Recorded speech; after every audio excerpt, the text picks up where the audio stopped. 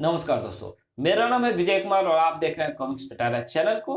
दोस्तों, हम लोग कॉमिक्स पढ़ रहे थे जीतेगा थोड़ांगा, जो कि जंगल के जल्लाद गोभी और भेड़िया की कॉमिक्स है। इस कॉमिक्स का पहला दूसरा पार्ट मैंने अपने चैनल पर अपलोड कर दिया है। पहले दूसरे पार्ट में मैंने इस कॉमिक्स को 40 पेज तक कवर कर लिया था।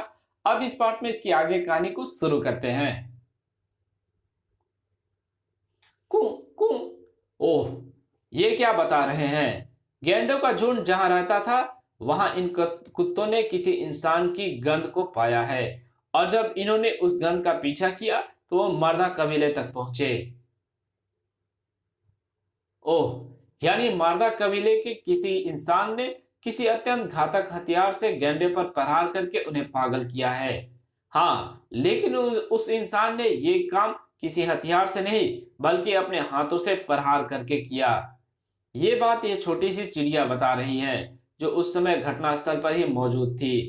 किसी आदमी ने खाली हाथों से प्रहार करके एक नहीं 20 गंडे को पागल कर दिया। इतना शक्तिशाली, इतनी मारक क्षमता वाला कौन सा आदमी मर्दा कबीले में आ गया? हमें चलकर पता करना होगा। नहीं पता कर सकते क्योंकि मारदा कबीले वालों ने विद्रोह कर दिया है और उन्होंने जंगल के अन्य बहुत से कबीलों को भी अपने साथ मिला लिया है। वे जंगल पर अपना राज कायम करना चाहते हैं, इसलिए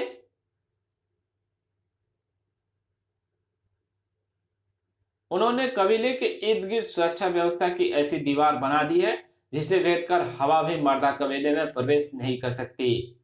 ओह,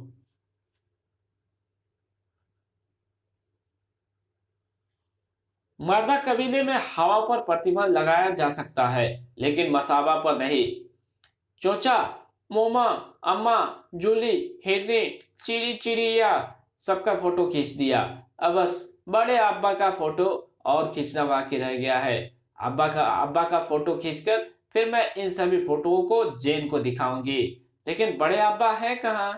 वो तो मुझे कहीं नहीं मिल रहे हैं। जरूर अपनी नई झोपड़ी में होंगे, और वो है उनकी नई झोपड़ी जहां किसी का भी जाना मना है। लेकिन मुझे वहां जाने से कौन रोक सकता है? चिटर चिट, इस झोपड़ी में मौजूद है मेरे चिटर बड़े अब्बा। मसाबा, तू यहां क्यों आई?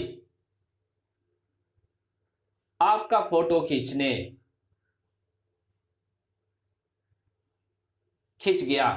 क्लिक। मैं चली। कौन थी ये लड़की? यहां कैसे आई? मसाबा, हमारे कबीले की एकमात्र स्त्री। मसाबा पूरे कबीले की बेटी है, इसलिए वो कहीं भी आ जाए कोई इसे नहीं रोकता। लेकिन वो इस झोपड़ी के अंदर कैसे आ गई? उस झोपड़ी के आसपास तो मैंने अपनी तंत्र शक्ति का ऐसा भयंकर जाल बिछा रखा है जिसके रहते इस झोपड़ी में बड़ी से बड़ी शक्तिशाली ताकत भी झोपड़ी में नहीं प्रवेश कर सकती। फिर वो लड़की कैसे यहां तक पहुंच गई? हम क्या जाने। यह कुलदेवी की माया है, इसे आप ही अच्छी तरह समझ सकते हैं कुलपुत्र। कहीं वो लड़की हमारे लिए कोई मुसीबत तो खड़ी नहीं कर देगी। अब तो दुनिया की बड़ी से बड़ी ताकत थोड़ांगा के लिए कोई मुसीबत नहीं खड़ी कर सकती। उस बच्ची की औकात क्या है? लेकिन मसाबा की वजह से तो मुसीबत तो खड़ी होने वाली थी। जेन, देखो मैंने कितने सारे फोटो खींचे। जेन, ये मुसीबत आ गई। अब तो इसके जाने के बाद ही इस बारे में आगे कुछ सोचा जा सकता है कि आने वाले संकट से जंगल को कैसे बचाया जाए। मैंने फोटो अच्छे खींचे हैं ना? बहुत अच्छे, बहुत ही अच्छे। अरे, ये क्या? ये फोटो तुमने कहां से खींचा मसाबा? और इस फोटो में ये कौन है? लो, इन्हें नहीं पहचानती? ये मेरे बड़े बड़े अब्बा हैं, हमारे कबीले के सरदार। मैंने उनकी झोपड़ी में जाकर यह फोटो खींचा। जरा देखे तो क्या है इस फोटो में जिसने तुम्हें इस तरह चौंका दिया? उस फोटो को देखकर जेन तो सिर्फ चौंकी थी, हुजो और भेड़िया तो उछल ही पड़े। ये क्या? ये मर्दा सरदार के साथ उसकी झोपड़ी में कौन है? खूंखार, खतरनाक अपने साथियों के साथ अत्याधुनिक हथियारों से लैंस। शायद मैं इसे जानता हूं। क्या नाम है इसका? थोड़ांगा। थोड़ांगा अफ्रीका के जंगलों का बेताज बादशाह, जिसे कुछ दिनों पहले ही नागराज ने अपनी अफ्रीकी यात्रा के दौरान दो हिस्सों में फाड़कर खत्म कर दिया था। ये जिंदा कैसे हुआ? महत्वपूर्ण सवाल ये नहीं पूछो बाबा, बल्कि ये है कि थोड़ांगा यहाँ असम के जंगलों में क्या कर रहा है। हमारे जंगलों पर अपना अधिकार जमाने की कोशिश, और उसके लिए उसने मारदा कबीले को अपना निशाना और ठिकाना बनाया है।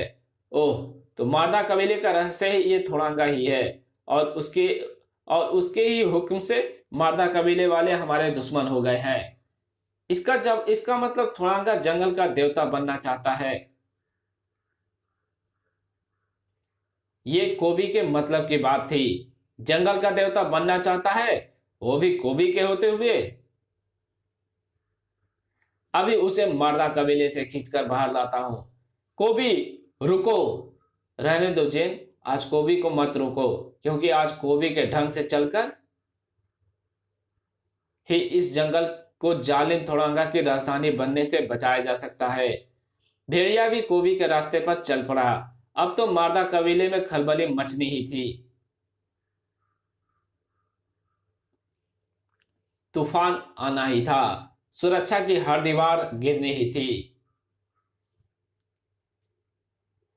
थोड़ांगा को जब यह सब पता चला तो, जाओ बारूद से छलनी कर दो इन्हें। ये आप क्या कर रहे हैं कुलपुत्र? आपने तो कहा था कि आप आग और धमाके वाला हथियार का प्रयोग नहीं करेंगे, लेकिन आप तो आह! थोड़ांगा जो कह रहा है, अगर तुम्हें वो पसंद नहीं तो अपनी आंखें बंद कर लो हमेशा के लिए। थोड़ांगा और उसके साथ ही सामने आने वाली हर अड़चन को हटा देना चाहते थे। तर तर तर तर तर तर बड़म। लेकिन क्या मालूम था उन्हें कि कुछ अड़चनें हटती नहीं, बल्कि हटा देती है। और कोबी और भेड़िया उन्हीं अड़चनों का दूसरा नाम था। लेकिन कहावत है कि जब थोड़ांगा आता है तो बड़ी से बड़ी अड़चनें खुद ब खुद उसके रास्ते से हट जाती है। भड़ाक धड़ाक। थोड़ांगा के आगमन पर यह कहावत चिरतार्थ भी हो रही थी। ये जंगल थोड़ांगा की राजधानी बनेगा ही बनेगा। सैकड़ों को भी, हजारों भेड़िया भी ऐसा होने से नहीं रोक सकते।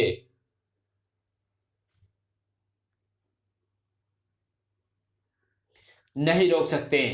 ओफ, हजारों की बात मत कर थोड़ांगा। एक भेड़िया ही तेरे लिए काफी है। और मेरी ये गद्दा तुझे बताएगी, को भी अकेले ही तेरी पीपनी बजा सकता है। आह! ओह! कोबी की गद्दा का वार हुआ तो थोड़ांगा कछुए की तरह झट से अपनी गर्दन को अपनी खाल में खींचकर ले गया। अब थोड़ांगा पर भेड़िया और कोबी के वार का क्या असर होना था। इस तरह 7 जन्म भी वार करते रहोगे तब भी तुम थोड़ांगा का कुछ नहीं बिगाड़ पाओगे, जबकि थोड़ांगा का एक ही वार तुम्हें पानी पिला देगा।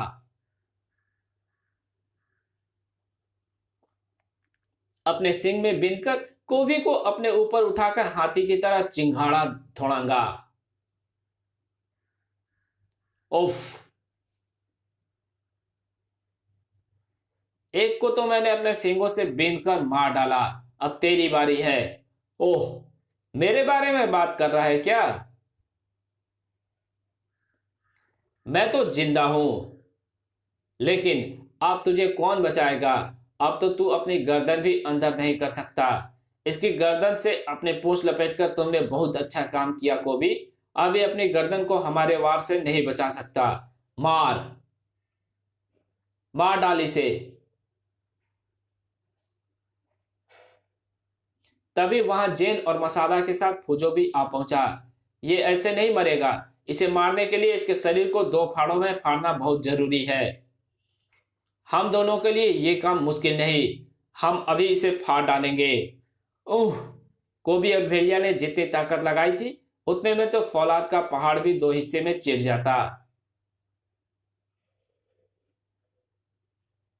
लेकिन थोड़ांगा का शरीर टस से मस नहीं हुआ। और जोर लगाओ को भी हमें इसे चीरना है। नहीं चीर पाओगे, कितनी भी ताकत लगा लो, लेकिन अब थोड़ांगा के शरीर को नहीं चीर पाओगे, क्योंकि इस बार थोड़ांगा के शरीर को ऐसे फल के रस से जोड़ा गया है जो दुनिया भर के हाथी गैंडे भी जिसके जोड़ को नहीं तोड़ पाएंगे। इस जोड़ को उसी फल के साथ उगने वाला फल ही तोड़ सकता है, और वो फल कहीं किसी को मिलेगा नहीं, क्योंकि मैंने उसे अपनी शैतानी शक्तियों के ऐसे सुरक्षा घेरे में रखा हुआ है जहां तक कोई नहीं पहुंच सकता। इसलिए थोड़ांगा को चीरकर उसे खत्म करने का ख्याल छोड़ दो और थोड़ांगा की शैतानी काली शक्तियों के हाथों मरने के लिए तैयार हो जाओ। चुम चुम, उह उफ। थोड़ांगा की शैतानी शक्तियों के उस प्रचंड वार ने भेड़िया और कोबी दोनों को तड़पा डाला, और वो प्रचंडता और भी ज्यादा बढ़ती जा रही थी। ओफ, थोड़ांगा की शैतानी शक्तियों के वार ना तो मुझे संभलने दे रहे हैं और ना कोबी को। इस तरह तो थोड़ांगा हम पर हावी हो जाएगा। इसे तुरंत ही खत्म करना बहुत जरूरी है, मगर कैसे? जिस तरह उसने बताया कि उस तरह तो उसे उस दूसरे फल के रस से नहलाए बिना खत्म नहीं किया जा सकता है, जिसके जोड़ीदार फल से इसे जोड़ा गया है। लेकिन थोड़ांगा को खत्म करने में सहायता करने वाला वो फल मिलेगा कहाँ? उसे तो थोड़ांगा ने किसी गुप्त स्थान पर रख रखा है। ओह, मैं शायद जानता हूं कि वो फल किस गुप्त स्थान पर रखा हुआ है। मुझे उस जगह जाना होगा, और उसके लिए मुझे सबसे पहले अपने आप को थोड़ांगा की शक्तियों से आजाद करना होगा। ओफ, भेड़िया जैसे ही थोड़ांगा की शैतानी शक्तियों से आजाद हुआ, वैसे ही तूफान की गति से भाग खड़ा हुआ। आह, अबे भाग रहा है मुझे मुसीबत में छोड़कर। अबे जानवर की तरह खड़ा होकर मुसीबत का सामना कर। आदमी की तरह कहां भागा जा रहा है? मुझे कोबी की बातों पर ध्यान नहीं देना, क्योंकि मुझे जल्दी से जल्दी पहुंचना है इस झोपड़ी में जिसमें मौजूद है वो फल जिसे मैंने मसाबा द्वारा खींचकर लाए फोटुओं में देखा है। उस समय मुझे उस विचित्र फल की थोड़ांगा के पास मौजूदगी अजीब सी लगी थी, लेकिन अब समझ में आया वो विचित्र फल थोड़ांगा के पास क्यों था। उस फल में थोड़ांगा की जान बसी है, इसलिए वो उसे हमेशा अपने पास रखता है। लेकिन अपनी ताकत के घमंड में वो उस फल को इस झोपड़ी से छोड़ने की बेवकूफी कर गया, जिसे अब मैं हासिल कर दूंगा। आह, थोड़ांगा ने कोई बेवकूफी नहीं की है। वो उस फल को अपनी काली तंत्र शक्तियों के सुरक्षा घेरे में छोड़ गया है। मुझे इस तंत्र घेरे को तोड़कर अंदर जाना ही होगा। आह, उस फल को हासिल करना ही होगा। आह, आह, भेड़िया भेड़िया की नाकाम कोशिशों का पता थोड़ांगा को भी चल गया। मेरे मस्तिष्क से आकर टकराती तरंगे बता रही है भेड़िया कबीले के अंदर मौजूद झोपड़ी में दाखिल होने की कोशिश कर रहा है। पागल है वो। शैतानी शक्तियों को कोई भी ताकत नहीं भेज सकती। उन शक्तियों से जो भी टकराएगा मारा जाएगा। भेड़िया भी वहां मारा जाएगा, और इधर यहां मेरे हाथों तू मारा जाएगा। इस जंगल में आज एक ही लाश गिरेगी थोड़ांगा, और वो तेरी 2 टुकड़ों में बटी लाश होगी। तू तू तो भेड़िया है, तू वहां से बचकर कैसे आ गया? और ये तू मुझ पर क्या डाल रहा है? ये उस फल का रस है जिसे तू अपनी शैतानी शक्तियों के बेहद कड़े पहरे में रख कर आया था, और जो तेरे विनाश का कारण बनेगा। नहीं, ये वो फल नहीं हो सकता। कोई मेरी शैतानी सुरक्षा व्यवस्था को तोड़कर उस फल को नहीं ला सकता। अभी तुझे मेरी बात पर यकीन हो जाएगा। कोबी, जरा पकड़ना तो इसका एक सींग। तुरंत ही थोड़ांगा का एक सींग कोबी के हाथों के शिकंजे में फंस गया, और फिर जो भेड़िया और कोबी ने जोर लगाया तो थोड़ांगा का शरीर कागज की तरह 2 टुकड़ों में फटता चला गया। शाबाश भेड़िया, तुमने, लेकिन ध्यान रहे इसे दोबारा जोड़ने का मौका नहीं मिलना चाहिए। अगर इसके शरीर के टुकड़े आमने सामने रहे तो ये फिर जुड़ जाएगा। उफ, आह, इसके शरीर के टुकड़े एक दूसरे के सामने क्या इस दुनिया में ही नहीं रहेंगे। मेरे गुलाम भेड़िए इन टुकड़ों को नोचकर खा जाएंगे। सचमुच भेड़िया कुछ ही पलों में थोड़ांगा के शरीर को चट कर गए। थोड़ांगा खत्म, इसके साथ इस जंगल से उसका आतंक भी खत्म। और ये सब तुमने किया भेड़िया? मैंने नहीं फूजो बाबा, मसाबा ने। ये सब मसाबा ने किया है।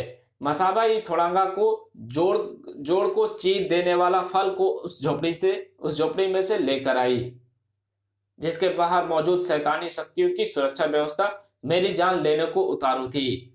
मैं अपनी लाख कोशिशों के बाद भी उस झोपड़ी के अंदर की तरफ कदम नहीं बढ़ा रहा था, जबकि मसाबा भागती हुई बिना रोक टोक उस झोपड़ी में घुस गई और फल को लेकर बाहर आ गई। मसाबा ऐसा कैसे कर पाई, ये अभी तक मेरी समझ में नहीं आया। इसका एक ही जवाब है, मर्दा कबीले वालों ने मसाबा को कुलदेवी की बड़ी ही मन्नतों के बाद पाया है। कुलदेवी का दिव्य वरदान मसाबा के साथ है। इसी के साथ ये कहानी यहीं खत्म होती है। मिलेंगे एक और नई धमाकेदार कॉमिक्स में, तब तक के लिए bye.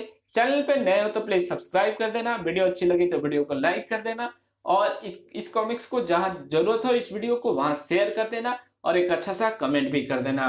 Thank you very much video देखने के लिए।